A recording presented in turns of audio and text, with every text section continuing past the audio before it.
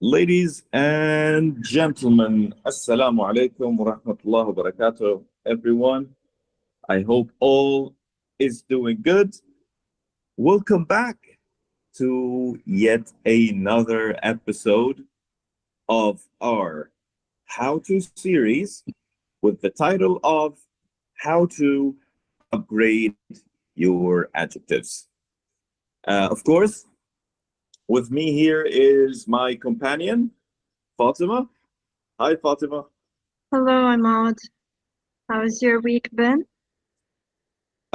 It's been good, a bit tiring, but all in all, everything is going well. How was yours? The usual. I'm busy at work, trying to find time to relax. Same old, same old. Well, that's But good. I'm so excited about today. What do we have on our plate? Oh, we have a lot. I bet some people are absolutely eager and hungry for it. Mhm. Well, as you know, we introduced the How To series like when? Was it like maybe 3 weeks ago? Yeah, actually, this is the third episode. We've been going through this series for a while, and it's gonna continue during this month, hopefully. Mm-hmm. So yeah, we are still going through the How To series, which we started in thinking about trying to clarify some ideas that we always get from our students in the care sessions and the learners in general. Yeah. We're basically trying to highlight more the structure and how to improve the way of enhancing writing and speaking, which we'll talk about today more specifically. So let's get down to business. Absolutely. All right. Well, like we said already, basically, our main idea today is to upgrade our adjectives and how we can actually make them better. So, let's get started, shall we? We shall do this. Yeah. Okay. So, you know what? There is this concept that I always think about, and I think Fatima always agrees with me on it, which is a painting with no colors. Now, what has this to do with our session today? Well, let's try to think about it this way. Now, I have you have a painting. It has no colors or like basic colors. And the artist or the painter keeps using the same colors every time. Now, that, my friends, is basically us saying fine, good, bad, all the time, not changing our words, not changing the colors. Now, this is the main issue that most of students suffer from, which is not changing the colors or being creative with their words and upgrading their adjectives bank. So, this problem is very common. And I think also Fatima stumbles upon this in the care sessions too. Don't you, Fatima? Yeah, exactly. Like they tell me, usually learners suffer from this problem. Like they say, I always repeat the same words. How can I replace the old words with a new bank of words? So this is what we're gonna talk about today. Exactly. Yeah. And you know, adjectives are one of the words or one of the, let's say, parts of speech in a sentence that could be played with a lot and, you know, change, maybe adding some spices to it. So that's why we wanted to talk about it today. So adjective, adjective, adjective. What is an adjective, actually? So adjective is basically a word. This word highlights or maybe describes the, let's say, the shape, the trait, or the quality of a noun.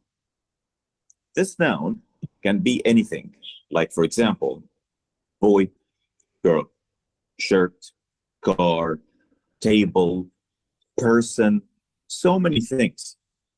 As you can see, guys, you have a very simple example, which is shirt. This is a noun.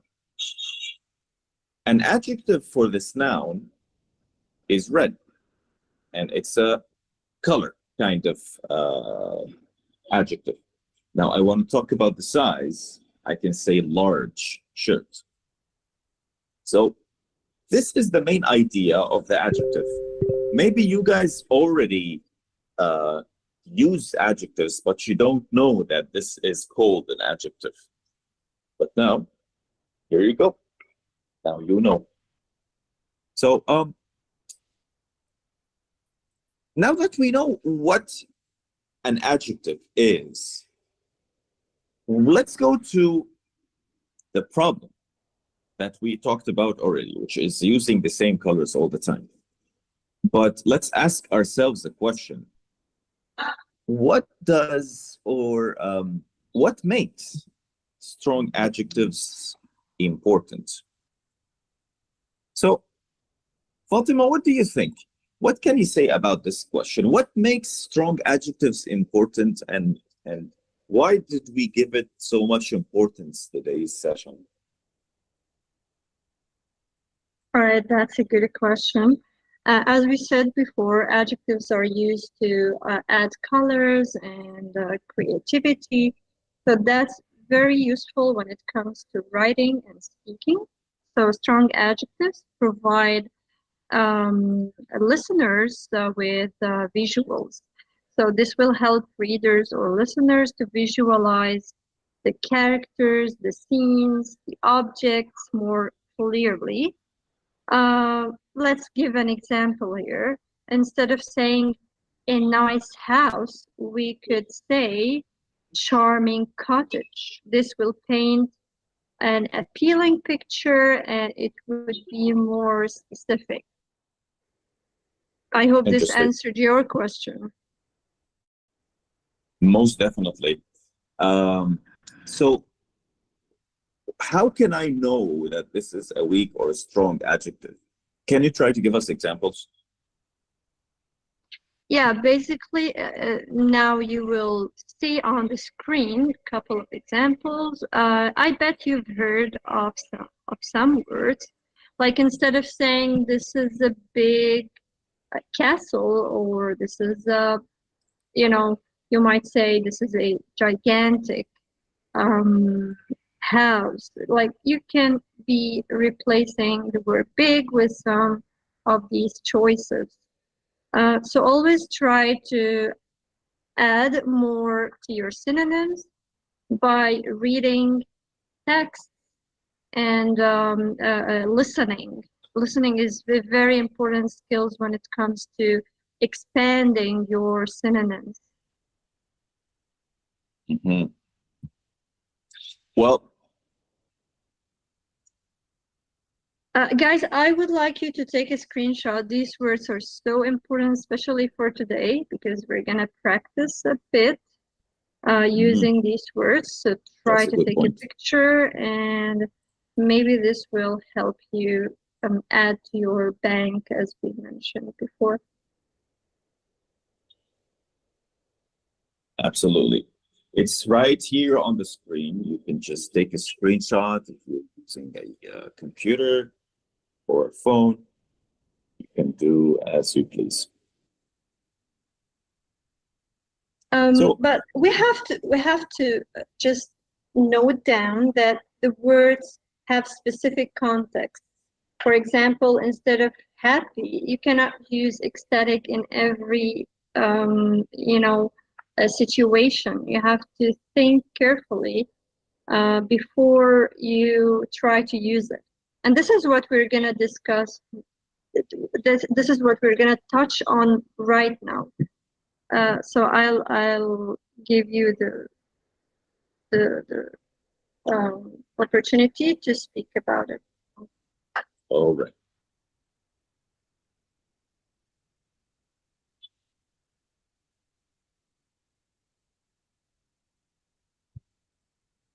Okay.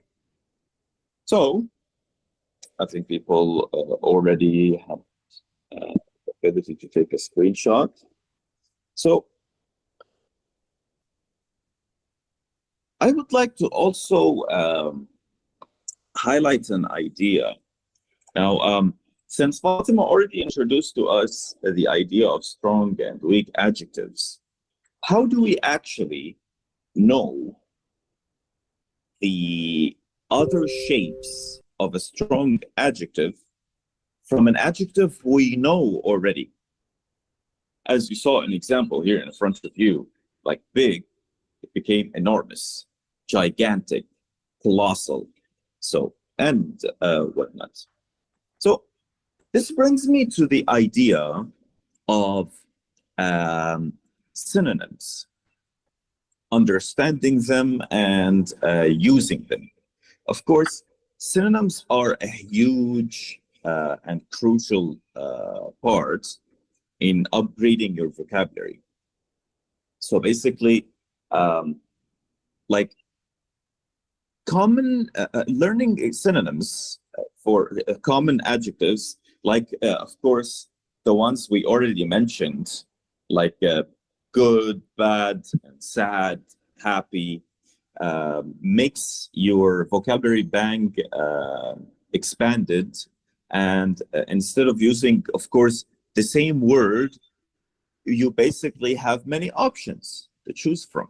And this is I just want to emphasize this by saying, if you have a variety of options and more than one synonym, you will not get stuck in conversations. Sure. So this is a very crucial topic today. Try to follow our instructions, and you will feel big difference after you change your approach, and really take care of this topic. Mm-hmm. Most definitely. So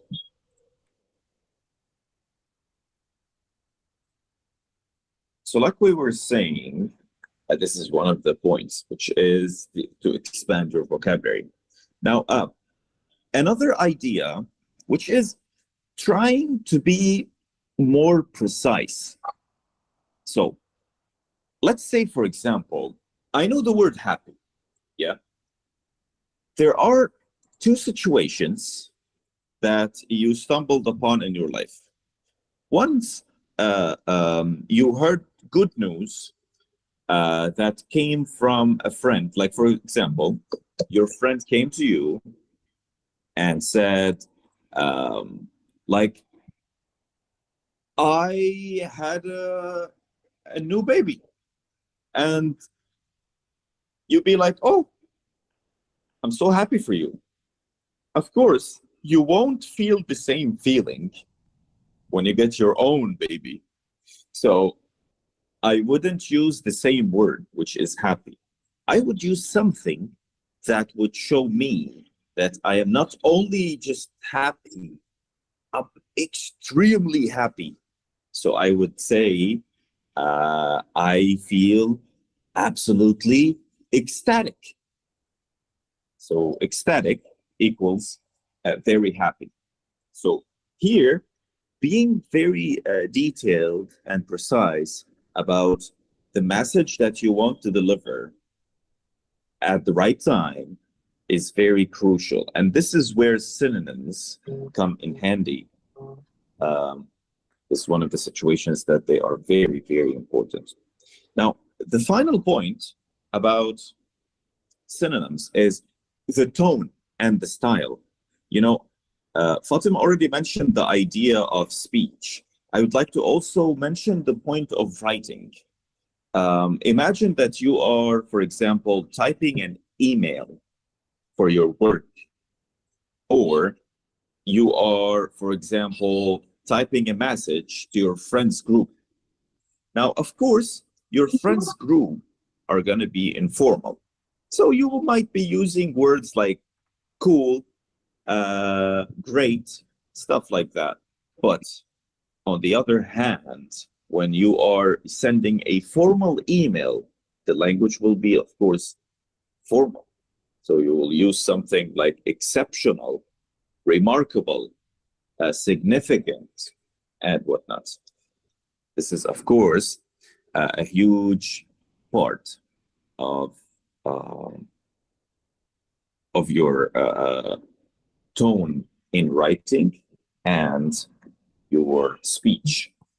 So now, my friends, for example, when I'm speaking about synonyms such as happy,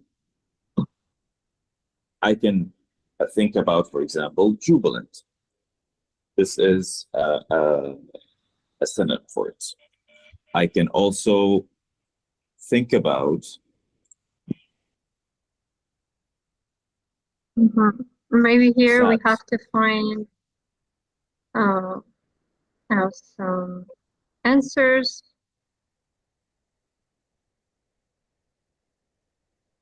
Okay, so would you like maybe, would you like our viewers to participate with yeah, us?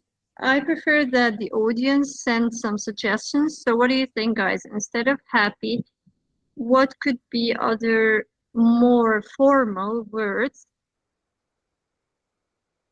Would you like to start with sad or happy?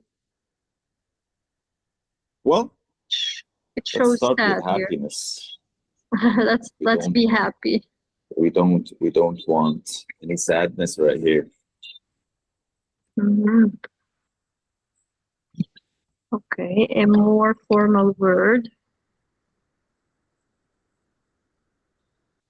or synonym to the word happy. Exactly. Let's keep it a synonym. Let's not tie ourselves down to the idea of formal or informal. Yeah. So because we would like people to be able to find other options. This is the whole point of a synonym. So let's go, guys. Let's see what you got. Think. Ecstatic was mentioned, so try to find Yeah, something different. Of course. Let's find something else. Now, this I think is not one of the options, but can we say it's content? Well, kind of, yeah. The thing is, content, it's more of like self or inner peace. Yeah. I feel like sometimes happy is more it gives off more of an exciting kind of mood, so we need words that do you would mean be that like fiery. happy shows more excitement or less? I didn't get more, of course. Yeah. So I would say a synonym as content, maybe.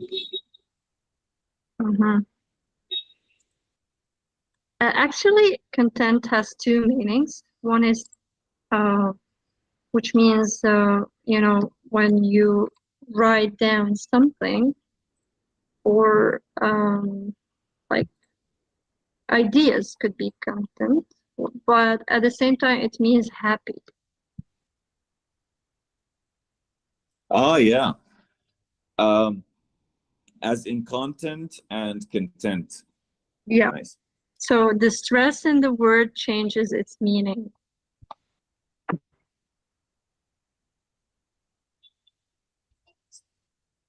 All right. So I think now let's try to give our suggestions. Maybe people want some inspiration. So let's try to think. We can think about the word joyful. This is one of the words that would be a synonym for happy. Another word would be elated. And this is also another word that would be a synonym for happy. Now, let's think of some other words. Of course, let's have the word big, for example. What do you think would be a synonym for the word big? Actually, I have two correct responses. One from Ranim. She mentioned the word, the adjective cheerful. Yeah, it could be. And glad. Good guess. That's good. You're inspirational, guys. Keep it welcome. up. Welcome, Ranim. Okay. So the second adjective would be big. Big. Yep. One option is large. So what do you think? Could be another replacement. Yeah, let's see. What can you think about big?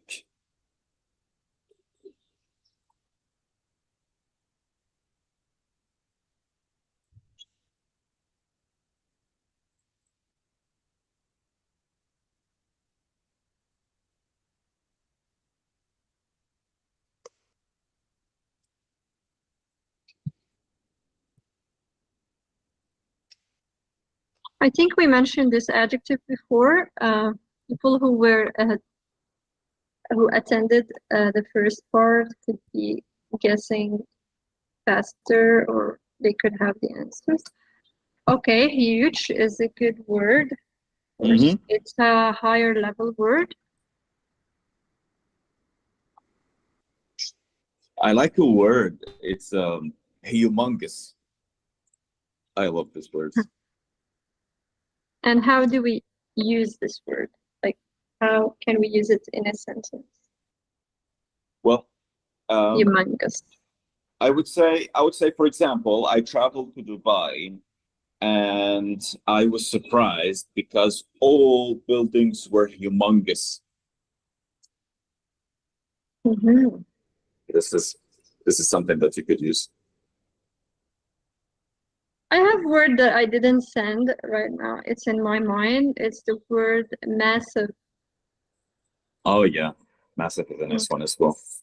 By the way, just for people that are wondering, this is how you spell humongous. I just sent it now. You can check it out. You know, I know this word, but I've never used it before. I'll try to use it more in this after this session. It's just the idea of trying to always change what we already have. This is the point. You know, we have an idea, which is our final how-to part of our series. Yeah, the practice episode. So stay tuned because we're gonna stream it as the last episode in this series.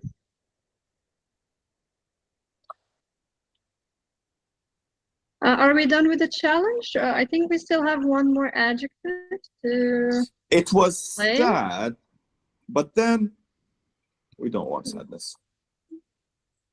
All right. All right. So, you know, I already mentioned an idea, which is spicing things up when it comes to the actual, let's say, add-ons for the vocabulary. So what can you say? What can you say for us, Fatima, regarding this point? You know, adding something to an adjective. You know, we actually use some of them, and we're currently using, we're still using some of them when we're speaking to you. One famous intensifier, or the other is qualifier, which could be used as modifiers. So we use these to make more impact. You know, the adjective would be more spiced up, as we mentioned. There are very famous intensifiers and qualifiers that we will show to you today. Basically, we use a lot the word absolutely. I use it myself. Yeah, we have heard this a lot. Some famous other famous intensifiers could be extremely and incredibly and utterly. And how do we use them? We simply add them before the adjective. So I'm extremely happy today. I incredibly enjoyed the movie. So this is how we use it. It's usually before the adjective, or they could be modifying the verb. So try using them in the future. The other one, the qualifiers, which we use basically to describe words. For example, using the word slightly, and when you use somehow or somewhat, or probably you might use rather. Okay, so these are very nice additives, and you can practice them after this session, as I said. But practicing is the key.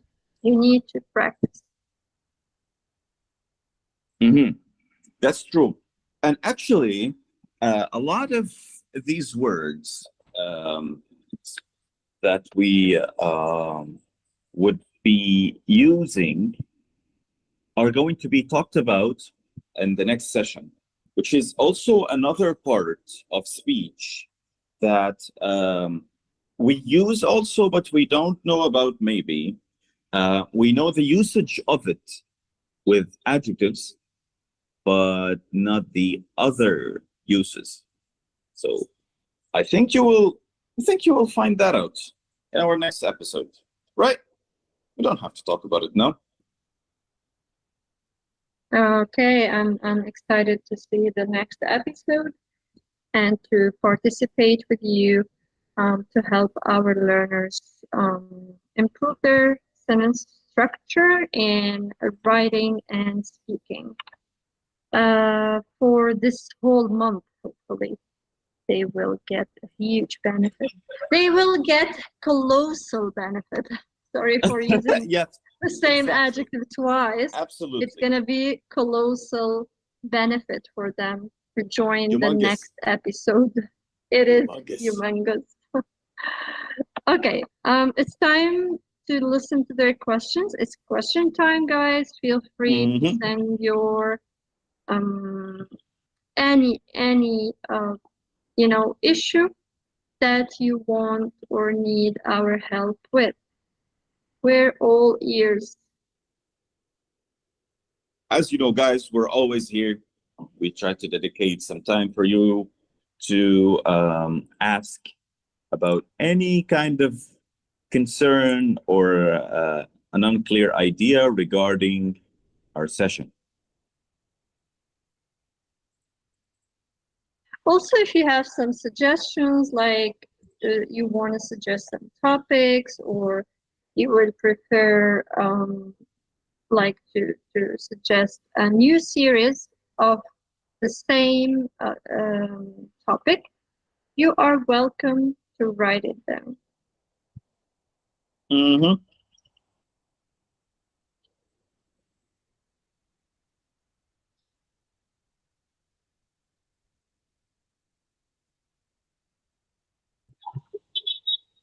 But honestly, I love adjectives. I like to like always find new ones and use them. Like 2 days ago, I really found I found out about like 4 other adjectives that I never knew about. And yes, we guys still learn. In case you didn't know, we never stop learning. You meant to say you utterly found, because using really, repeating this will not be good for you. Oh God. You have to use utterly now. From now on, instead of really, try to use utterly. Okay. You can give me some notes as well. I'm open to listening. That's why you are my companion. Sure.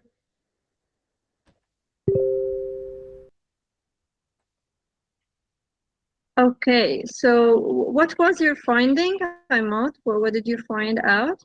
Sorry, because I was cutting you. I was just mentioning that I found some adjectives that I never knew about.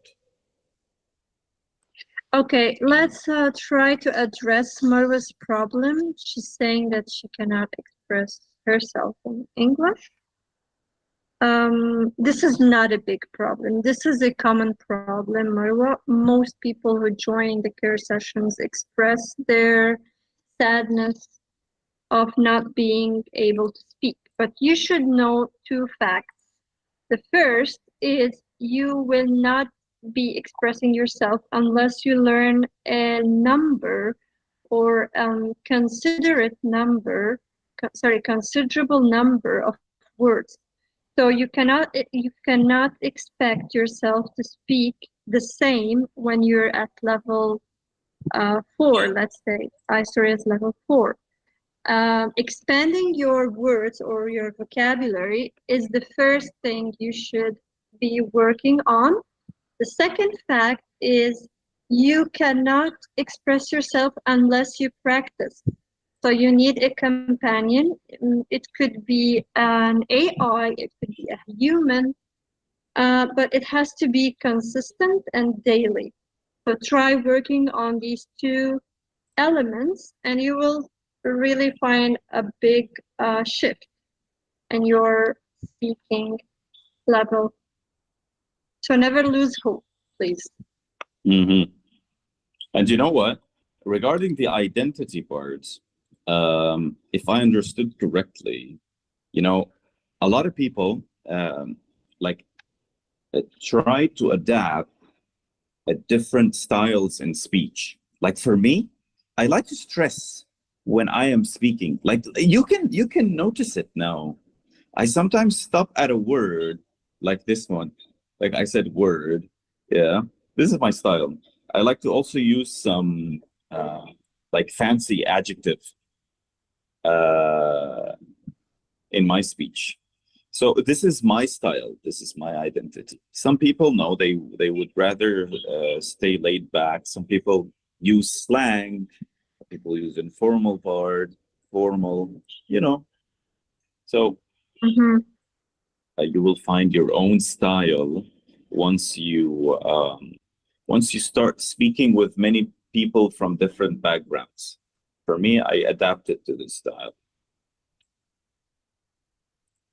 Yeah, and I don't know if you agree with me that people start using the words more freely after they get, as I said before, considerable number of vocabulary. They cannot do this before. Is this right? Because usually we recommend that people start to indulge in conversations after they reach a certain level, like B1, more specifically. That's true. That's true.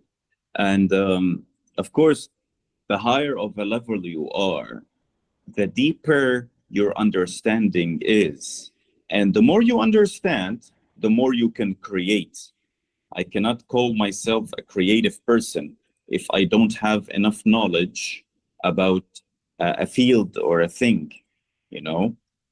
So this is the whole point. So you mean it's she should be working on her technical phrases and words? Absolutely. And never forget that culture is a huge part of your identity as well. You know, they usually say the fastest way to conquer a country is to destroy or attack its culture. So that's how important the culture is. If you want to learn a language, include the culture of the native country of it. This is also a point, you know, on the side that you need to keep in mind.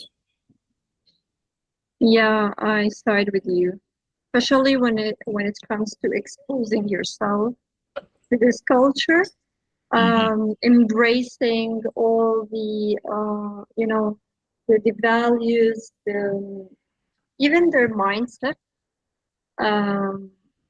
But you know, in an objective way, you don't have to become a different person, but rather to expose yourself and make some choices when it comes to, you know, what you watch, what you listen to daily.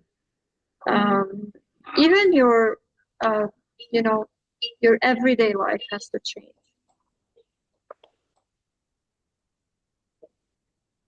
Absolutely. So I think it's time, of course, sadly, to say goodbye for today.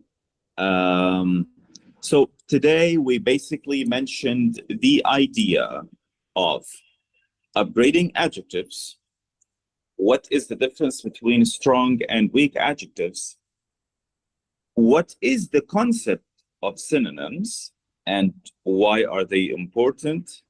How we can find them, and how we can spice up our adjectives.